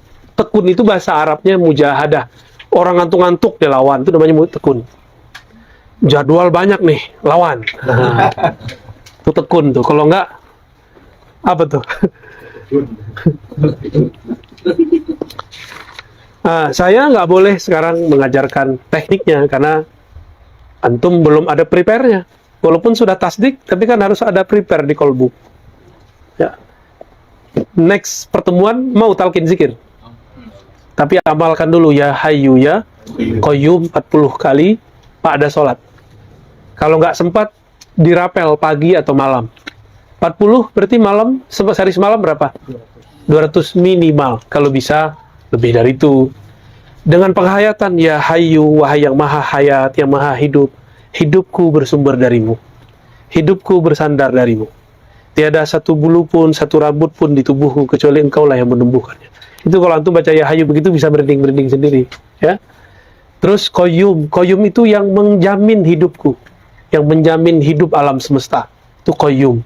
Yang mengurusi alam semesta itu qayyum. Jadi Allah sibuk nggak? Allah sekarang ngatur supaya makna yang ada dalam diri saya keluar. Itu Allah semua yang ngatur. Allah mau tutup sebentar bisa. Maka supaya Allah nggak tutup, kita doa di depan. Ya Rob, jangan dicabut, jangan. Maka pernah ceramah terus blank, pernah nggak? Ya. Itu Allah lagi tutup, karena antum mungkin lupa kepadanya. Ya, dibuat blank. Atau emang itu nggak boleh diceritain. Gitu. Jadi bagus bahan. Hah? Bahan. Koneksi putus. Kalau bahannya dari sini, bakal kehabisan. Tapi kalau antum downloadnya dari kolbu, kolbu itu alamnya alam Jabarut. Itu nggak akan habis-habis. Apalagi sudah bisa downloadnya lewat ruh. Wah, detik per detik kita dapat ilham dari Allah itu. Itulah ilmunya para nabi, diturunkan kepada ulama. Inilah makna ulama pewaris para nabi. Apa yang diwariskan? Yang detik per detik masuk ke kolbu itu. Bukan baca kitab. Nabi kan nggak bisa baca kitab yang begini, Ustaz. Cuma isinya di kolbu beliau semua. Ya, jadi kita nggak boleh belagu lah mau baca kitab begini. Ini biasa aja ini. Ya, biasa nggak? Orang Arab lahir-lahir bisa ngomong Arab kan? Jadi apa kira rahasianya kenapa Syekh Taimiyah mengamalkannya beliau? Lagi ada kesupian. Masya Allah, kayaknya mau selesai nih. Syekhul Islam bin Taimiyah di akhir hayatnya dia membaca risalah Qusyairiyah dan khatam, bahkan hafal. Ibnu Taimiyah itu kalau baca kitab itu sama kayak moto, cet, masuk semua, cet, masuk semua. Jadi otaknya Ibnu Taimiyah di masa mudanya otak kodak, apa daya serapnya seperti foto. Apa istilahnya? Fotogenik itu apa gitu istilahnya? Bukan fotogenik itu antum. Di masa mudanya dia sudah hafal tuh, tapi dikritik terus sama dia. Dikritik. Dia puji tapi dia kritik. Tapi ada satu kalam Imam Qusyairi menghikayatkan kalam Imam Qattani. Kata Imam Qattani, saya ingat saya namanya Abu Ja'far Qattani, kolbuku keras. Tapi beliau ini kesadarannya sudah tinggi, maka mimpinya boleh diamalkan. Tapi kalau antum kan belum. Mimpi dia udah kayak jaga. Dia bermimpi ketemu Rasulullah SAW. Ahli hadis nih orang. Setiap hari sholawat, tapi nggak ketemu Nabi. Sekali sadar. Dalam apa ciri dia sadar? Dia bisa bertanya ke Nabi. Ini ciri dia sadar kalau mimpi. Wahai Rasulullah, kolbuku keras. Apa obatnya? Kata Nabi, nih ada zikirnya. Cuma zikirnya ini kalau kepanjangan. Aneh udah ringkas buat antum. Yang panjangnya aneh yang tanggung. Ya hayyu ya qayyum birahmatika astaghis la ilaha illa anta. Kepanjangan kan? Walaupun kita bisa bahasa Arab, otak kita, bahasa kita, bahasa ibu kita bukan bahasa Arab. Maka baca ini nggak kena di kolbu. Inti dari lafaz tadi cuma dua, ya hayyu qayyum la ilaha illa anta. Tapi la ilaha anta ini kan untuk lafaz orang yang sudah merasakan Allah hadir. Jadi kita skip, kita kasih rukhsah nih. Buat antum, Ustadz akhir zaman, cukup ya Hayyu ya Qayyum. Dulu ada seorang ahli fikih belajar sama saya. Topi tebal hijabnya, hijab kolbunya, dia ngerasa susah nih. Ya udah kita kasih yang susah sekalian, biar robek itu hijabnya. Bukan 40 Ustadz pada sholat, bukan 200 sehari, tapi 1000 saya suruh. Karena dia kerjaannya nggak banyak, kerjaannya banyak di rumah, maka dia jalani itu. Saya cuma suruh 10 hari, tapi dia ngerasanya 3 bulan. Saking ngerasa beban itu. Zikir lah dia tuh, hari pertama, hari kedua, terus nggak ada rasa. Biarin aja. Karena orang sekarang nyembah rasa, karena rasa itu bukan Tuhan. Sampailah di hari ke-9 dia ngomong, ya Allah, terserah mau ada rasa, nggak ada rasa, aku sekarang hanya pengen menyebut namamu. Terimalah lafaz-lafaz dariku. Lupa, hilang. Nggak tahu lagi dia baca berapa, pas lihat jam, udah 2 jam. Udah berapa banyak tuh dia nyebut nama Allah tuh. Ya, sembari nangis. Nggak tahu udah selesai aja. Berarti sebelumnya dia berzikir pakai ini. 1000. Pakai tasbih nih 1000. Itu berapa kali putar, Ustaz? 1, 2, 10 kali. Jadi dia bayangin 10 kali aja udah stres duluan. Nah, untuk antum cukup lah 40. Sehari 200. Tapi ini serius, ini diamalin. Karena kontaknya nanti kan ada batin kita. Nanti antum bakal pede dan enak mau datang. Mau datang lagi. Jadi nanti kalau udah datang saya curiga aja. Gak sempet hari ini, besok dikodok. Kodok aja, karena wirid itu harus dikodok. Ibnu Taimiyah mengerjakan itu berhari-hari, bertahun-tahun. Bahkan dalam manakib Imam Ibnu Taimiyah itu, dia ba'da subuh itu baca Fatihah. Antum udah baca kan isinya? Itu wirid apa tuh? Bid'ah gak tuh? Wirid Al-Fatihah namanya. Torikotnya Ibnu Taimiyah itu. Itu torikotnya torikot Kusyairiyah. Torikot Kusyairiyah. Guru dari Abu Ali Al-Farmadi.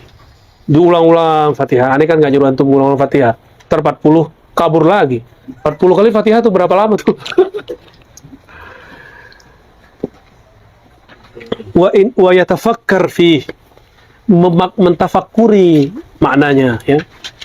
Wa in istata'a alla yanza'annahu lahzatan, jika dia sanggup untuk tidak putus membaca la ilaha illallah selahzah pun, sesaat pun. Wala yushghiluhu anhu syaghil, jangan putus disibukkan oleh handphone. Ini suluk tapi main handphone.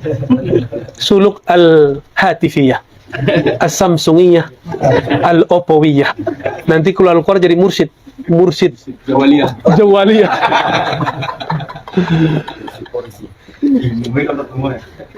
Wala amrun minal umur wa in kana mauta walidatihi falyafal. Ini bahasa mubalaghah, ya. Hatta ibunya meninggal, walaupun dia hadir saat ibunya meninggal, tapi hatinya tidak terganggu oleh itu. Kenapa? Di kolbunya sudah la ilaha illallah, tiada yang menghidupkan, mematikan kecuali Allah. Berarti Allah lagi ingin mengambil ibuku. Nangis sih nangis, tapi bukan berarti kita kemudian goyang.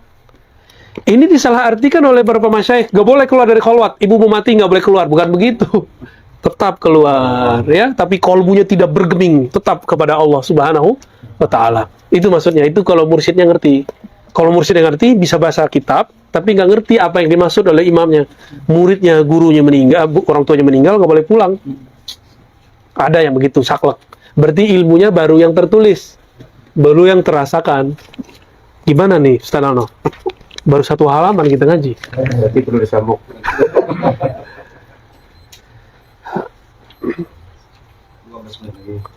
Tanya jawab aja ya. Yaudah, ini antum tandain, disimpan baik-baik ini kitab. Syukur-syukur nanti beli kitab yang aslinya, ya nggak? Kalau minta asli kabarnya. Jadi ini nggak akan terasa sampai antum talkin. Ditalkin kan baru tahu rasanya. Udah talkin belum tentu rasanya dapat langsung. Bisa-bisa Allah pending dulu. Bisa-bisa begitu, suka-suka Allah yang punya nama, suka-suka Allah yang punya jiwa kita. Tapi insya Allah nanti kita kasih teknik-teknik yang mudah. Karena ini para asatis, kita ringkas riadohnya. Kalau murid kan harus disuruh puasa dulu 7 hari 7 malam. Ya, sholat istikharah tiap hari, tiap malam. Sampai dia dapat isyarat. Sekarang zaman akhir zaman, harus ada yang dirukhsah. Cukup kita-kita yang nanggung. Ya. Antum modalnya satu aja, tasdik. Apa arti tasdik? Benar kan? Membenarkan la raiba fih. Tapi kalau ada raib sedikit, nah ini yang harus dihajar. Orang kalau tasdik, klik dikit, usul, sampai. Tapi antum berzikir 10.000, 70.000, di hati masih meragukan, ada nggak sih dalil zikir banyak-banyak? Nggak akan nyampe. Itulah kejadian kenapa banyak murid yang kakinya macam-macam, kadang di sini, nggak usul-usul kepada Allah. Hatta mursyidnya masih bingung, sebenarnya zikir ini ada dalilnya sih. Bagaimana mau nyampe mursyidnya ragu? Nah, ada seorang dokter nanya ke saya, Tat, aku nanya ke mursyid, itu nggak ada tuh dalilnya. Saya kasih tahu, yang nggak ada itu dalil yang tertulis. Antum dapat zikir, bergetar kolbunya, itu juga dalil, namanya dalil zauqi. Itu nggak bisa dibohongi itu. Itu dalil zauq namanya. Yang dipunya oleh guru-guru di kampung-kampung yang mereka nggak bisa baca kitab, dia punya dalil zauq. Maka kalau ditanya begitu, jawabannya apa? Yoba itu kece guru den. Itu nggak salah, itu udah bener tuh. Dia merasakan. Nanden raso modaliko. Tapi modal itu kece guru. Dalil apa dalil guruku itu dalilku. Ya dalam bab akliyat dia taklid, tapi dalam bab zauq dia mengalami sendiri. Ya. Sampai di situ mungkin ada yang mau dimuzakarahkan, tafadhal ya. Tadi guru saya ngomong, kata beliau, amalan itu bisa jadi mursyid. Ya, sholawat gitu. Hanya sholawat, nggak ada lagi. Hanya sholawat. Hanya sholawat. Hanya sholawat yang bisa menjadi mursyid. Selebihnya nggak ada, Ustaz. Antum zikir la ilaha kebakar. Maksud kebakar apa? Orang kalau udah asik la ilaha Allah, kan dia masuk ke benteng Allah. Tapi dia lupa, di dalam jiwanya masih ada yang belum beres. Dia membawa hawa setan bersama zikrullah. Walaupun secara nafsiyah dia sudah benar, tapi di kolbunya masih ada belalai setan. Jadi dukun. Jadi sok sakti. Jadi sombong. Siapa di antara kalian yang alim ma'rifat? Saya doang. Siapa yang paling banyak zikrullahnya? Saya doang. Itu. Jadi dia zikir, tapi di bab tobat dia belum beres. Jadi itu harus tobat nasuha. Untuk masuk ke dalam usulul wasilin, bukan hanya sekedar usulnya orang yang wasil. Dia tobatnya harus lahir batin. Bahkan ada tobat syariat, tobat thariqat, tobat hakikat, tobat marifat. Itu pembagiannya sampai ke sana. Syariat zahir, thariqat jalan dari bid'ah, dari penyimpangan itu tobat thariqat. Tobat hakikat itu tauhid. Terbersit sesuatu selain Allah dalam jiwa itu ditobatkan tuh. Berat nggak tobat mereka? Jadi seorang wali itu sesaat dia lupa kepada Allah, dia dosa besar. Jadi dosa besarnya wali bukan hanya ya zina, maling, apalagi itu semua dosa maksiat deh. Sihir itu dosa bagi mereka, itu dosa kecil bagi mereka. Bagi mereka dosa terbesar lupa kepada Allah. Itu dahsyat gak? Karena lupa baru muncul orang melakukan yang tadi-tadi itu. Jadi, mereka tobat dari apa? Tobat dari hal-hal yang menurut kita nggak perlu ditobatkan. Bagi kita perlu nggak tobat? Wah perlu. Padahal bagi mereka itu wajib tobat. Tobat ma'rifat apa? Ana. Masih merasa ada diri. Hanya Allah yang boleh menyebut dirinya ana. Waduh, tobat itu taubatul arifin namanya. Ada orang tobat tapi masih dengan ambisinya. Jadi tobatnya pakai nafsu. Ada juga. Nangis tapi nangisnya pakai nafsu. Gampang sama setan. Awalnya tobatnya benar. Habis itu setan datang. Kamu memang orang suci. Kamu bisa menangis. Hatimu lembut ya. Pas masuk itu. Antum udah kena tuh. Itu kalau yang ngerti ilmu tentang nangis, air matanya sudah berubah auranya. Tadi hangat, sekarang dingin. Beda, Ustaz. Jadi air mata itu dia bisa berbicara. Maka Allah lewat lisan Nabi mengatakan, api neraka itu bisa dipadamkan cuma dengan dua air. Satu, air yang bersimbah darah fisabilillah. Yang kedua, air yang takut kepada Allah. Itu air yang mana? Air taubat. Gak ada lagi. Air taubat. Hanya taubat yang bisa membawa ke sana. tobatnya orang yang tawab, ya. Cuma sholawat, Ustaz. Tapi ya kita egois sekali ya. Siapa kita sih nggak punya guru?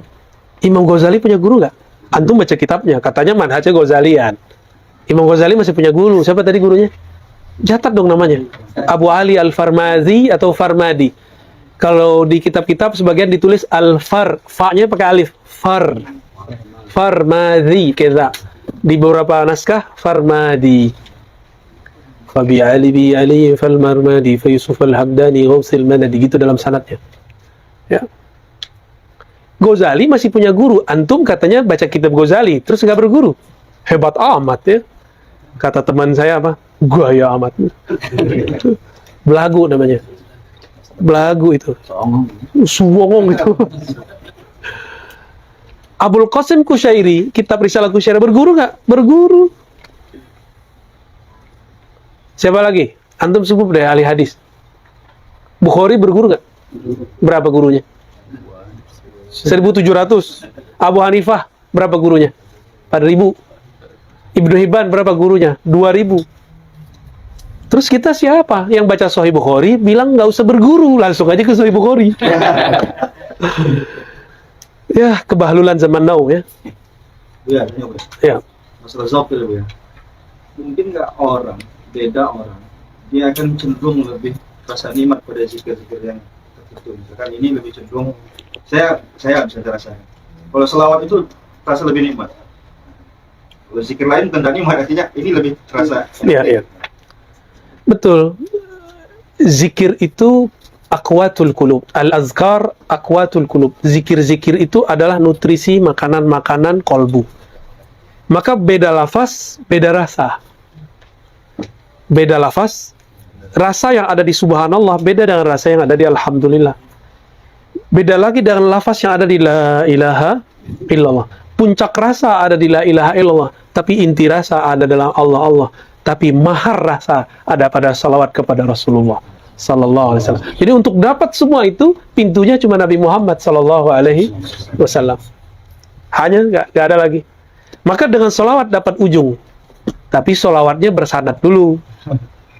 Loh, ada salawat bersanad? Iya. Salawat kerinduan kepada Rasulullah. Ya. Kalau antum salat biasa aja paling cuma ngitung-ngitung aja selamat.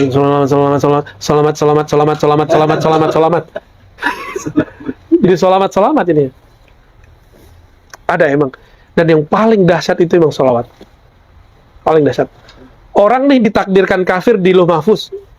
Terus dia tersentuh salawat, bisa berubah takdirnya. Allah yang langsung berubah. Karena intinya takdir kan Nabi Muhammad sallallahu alaihi wasallam. Makanya ada riwayat walaupun dhaif, siapa yang paman Nabi itu? Bukan yang satu lagi. Abu Lahab diringankan setiap hari Senin. Ya. Itu sahih secara kasyaf. Walaupun secara riwayat dhaif. Ada lagi? Ya. Dua pertanyaan gue. Ini jenggot apa ini? Di jenggot. Al-Sunnah. Rinduan. Dibalas aneh. Iya. Apa Ustaz? Bantu Ustaz. Ada seorang muslim yang setelah membaiat terus dia katakan, "Dah, belajar saja. Penting, dah segitu saja."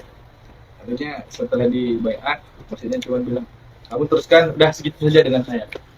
Kemudian yang kedua ya, karena di Madinah pernah ketemu dengan Jazakallah. Syekh Ahmad Ladan At-Tijani, tapi anak ketika sedang Syekh siapa?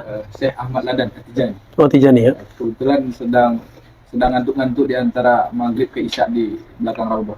Terus dia bangun, "Kum ya walad, nanti." Terus dia bilang, "Udah, antum udah di sini, sudah pernah ketemu sama yang di situ?" Dia tunjuk kan, dia tunjuk itu makamnya Rasulullah. Sallallahu alaihi Antum di situ. Anda bilang, Anda cuma bilang, "Bagaimana cara bertemu Tuhan?" Anda belum tahu dia kalau dia mursyid. Iya. Dia tunjuk anak kan, "Antum dari Indonesia, pernah kenal Tijani nggak?" Di situ Anda belum pernah kenal nama Tijani. Terus dia bilang kalau mau ketemu sama dia maka wiridkan ini. Terus Anda pegang tangannya, "Boleh nggak saya berguru sholat Tuhan?" Amalkan ini, terus rutinkanlah. Ketiga dia beri semangat. Kemudian apakah itu termasuk kita sudah tersambung sana?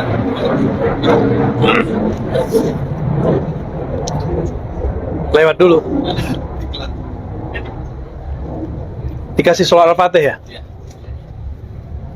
Alhamdulillah. Jadi beliau ini ketemu Mursyid Tijani, ngasih ijazah sholawat Al-Fatih. Ini salah satu sholawat favorit saya. Awalnya sholawat itu dikeluarkan oleh Mahmud Al-Kurdi, gurunya Sidi Ahmad Tijani. Tapi kemudian secara yaqazah beliau merasakan koneksi dengan Rasulullah dan mengijazahkan langsung sholawat Al-Fatih.